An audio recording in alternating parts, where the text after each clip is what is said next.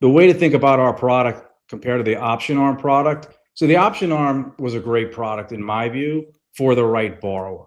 The problem was there were a lot of flaws in that product. The first one being the loan to value is extremely high, and you're letting somebody go below the interest only payment. It's almost like giving someone a 125% loan.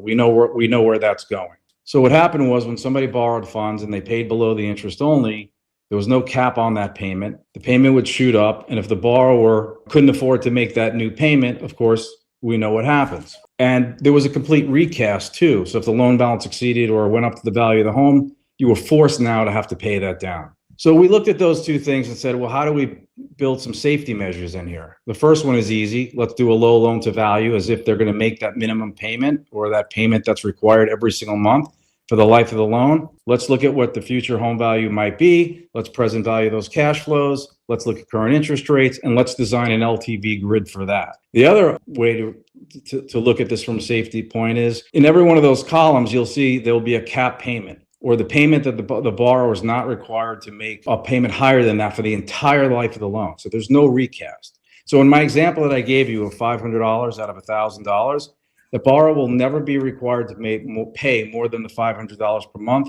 for the full duration of the loan. The loan will never recast.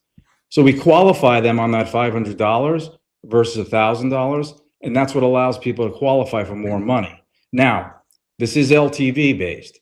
So in reality, if they're going to make a smaller payment, they may get a really low loan to value.